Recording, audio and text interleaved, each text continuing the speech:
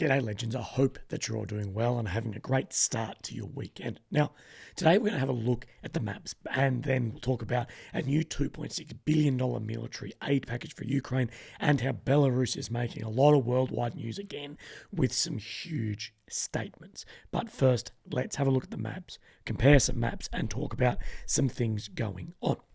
So, in the center, of course, we've got Ukraine, the capital of Kyiv, the red area occupied by Russia since 2022, and the purple since 2014, this being Crimea and Donetsk here. We've got Romania, Poland, Belarus, and Russia around here. So let's duck straight down into Bakhmut as we are seeing some changes. So the big news is that there's lots and lots of snow, making the already incredibly difficult conditions even worse. Now the issues are the roads through areas like Kromove and some of these other roads in here leading into Bakhmut, which have now been absolutely just chewed up. They were just dirt tracks chewed up, have gotten even worse or are impassable, especially once this snow melts. The conditions of these last remaining mud tracks really could become absolutely impassable for logistics in and out of these areas. And we've got some videos here, so let's have a look. So this first video of this Ukrainian soldier here, this is from today, as it was said. You can just see the snow, and this is in central Bakhmut.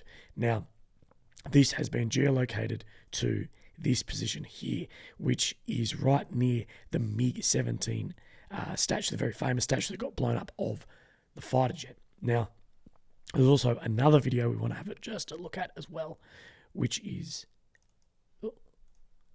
this one here, apologies, and this says the 30th of March in Bakhmut, and you can just see how unbelievably thick and heavy this snow is, and these soldiers absolutely going through it. So these conditions, and once that starts thawing out, and it is getting warmer over the next week, it is starting to warm out, and this will start to thaw out. Those videos were from Ukrainian sources and also geolocated by independent sources who then had them backed up as well. That's not to say that Russia won't be having the same issues in this region, but to somewhat of a lesser degree. As if you look at Bakhmut, you've got one or two tracks, roads coming into fighting in this region where Russia has all this space of which they could bring different stuff in. They're going to still have these huge issues with the mud and the snow thawing, but they will have a larger choice and more major options in to get to their front and supply. So we could see that having huge effects on the front line in the coming days. And we've also seen, sadly, in this war, soldiers just frozen to death, and it is horrific. And no one should ever underestimate the horrors of war. So let's see if there's been any movements. Today is the 31st in America, but the first if you're a lot of other places around the world.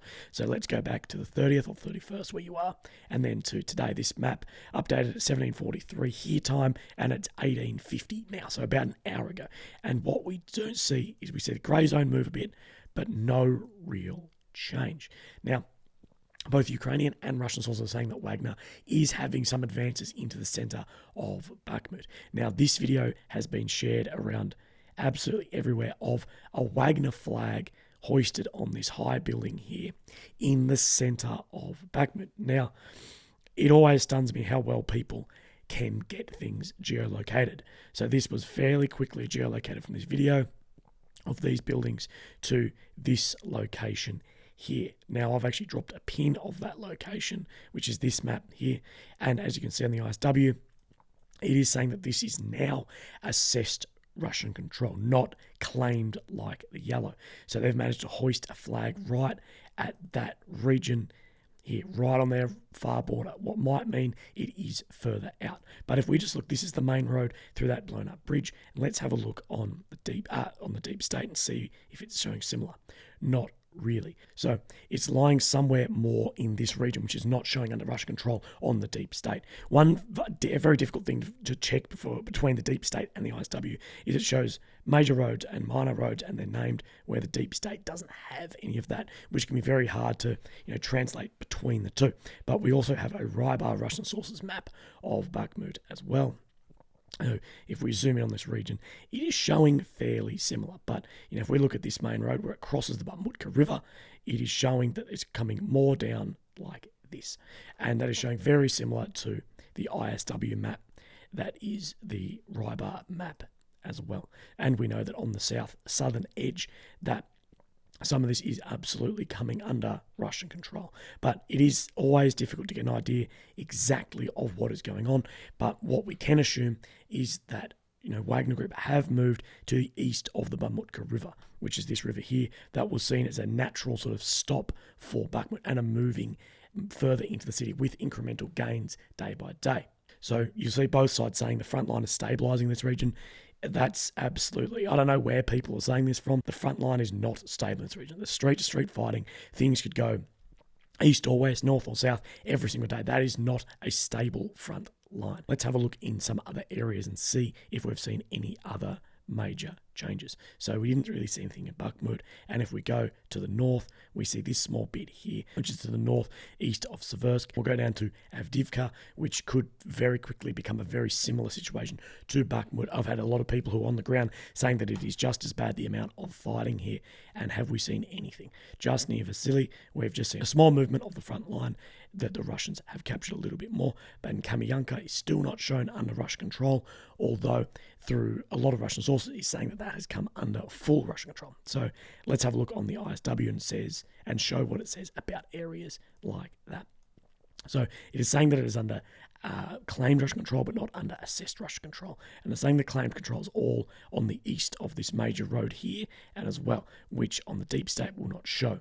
So the ISW is saying more down here, where the deep state only a few days ago pushed the front line further back. So it's very interesting to know exactly what is going on.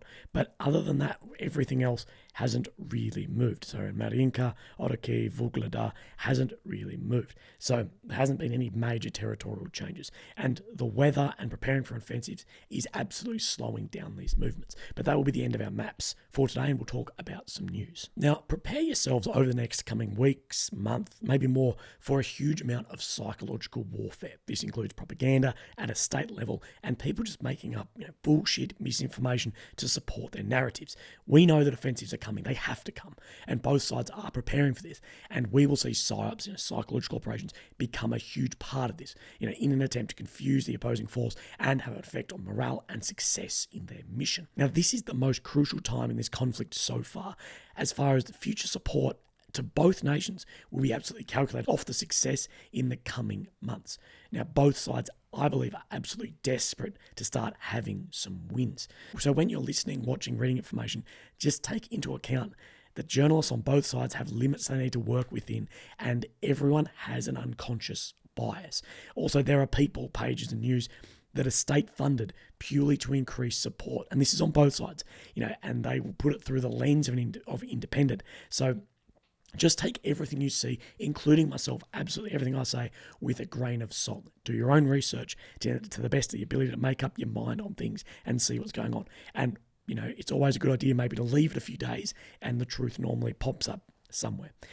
As the fighting season begins, all of this will get silly for a little bit.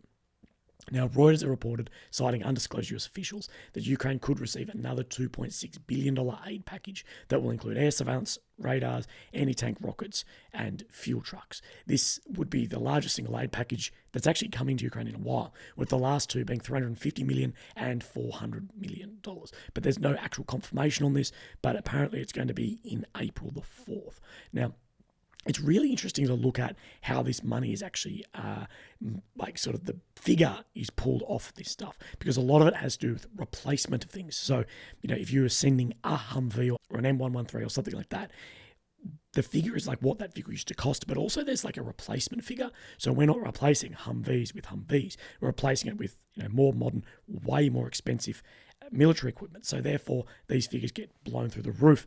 So it's not like this exact figure is actually going there. Now, if you want the best rundown on this ever, Perrin on YouTube is a friend of mine and really does some fantastic breakdowns of stuff like this. Now, Belarus has played as a partisan to Russia from day one of this war, with numerous attacks launched from their land and their support never wavering from being Russian.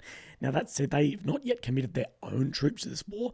Now, that could potentially open a wider front line on the north of Ukraine, what could stretch Kiev's arms even further.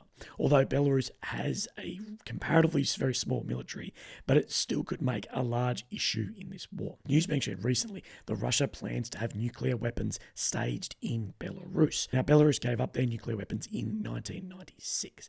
In an annual address to lawmakers and government officials, Lukashenko, who's the president of Belarus, has reiterated the need for nuclear weapons and has directly stated that the West is a threat. He says, "Take my word for it. I've never deceived you. They're preparing to invade Belarus to destroy our country. I'm not trying to intimidate or blackmail anyone. I want to safeguard the Belarusian state and ensure peace for the Belarusian people." It's long been rumoured that NATO could invade Belarus, although there's no evidence of this, and Lukashenko doesn't provide any evidence for this either. Now, he's called on a Ukrainian ceasefire, saying it is impossible to defeat a nuclear power. If the Russian leadership understands that the situation threatens to cause Russia's disintegration, it will use the most terrible weapon. This cannot be allowed. Now, people speculate that this could be Russia and Belarus setting up the initial phases for a false flag event, dragging Belarus into this war, but I think it just more sounds like paranoia from what, say, is Europe's last dictator. That said, these nuclear weapons, when they do go into Belarus, will still be under control of Russia. And the idea that a nuclear weapon just is a few hundred miles further east, closer to Europe, sort of means nothing with how these weapons work. But it is definitely a major deterrence, and it makes headlines around the world. But that's it for me today, guys. I hope you're having a great day. I hope you're having a great weekend. And I'll speak to you tomorrow. Okay, thank you. Bye-bye.